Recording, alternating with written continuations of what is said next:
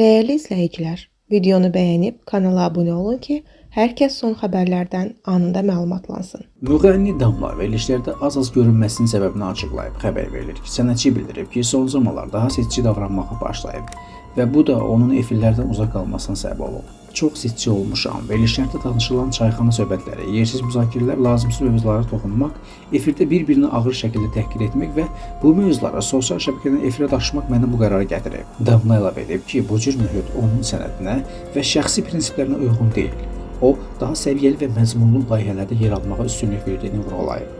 Müğənninin bu açıqlaması sosial şəbəkələrdə geniş müzakirələrə səbəb olub və bir çox istifadəçi onun fikirləri ilə razılaşdığını bildirib.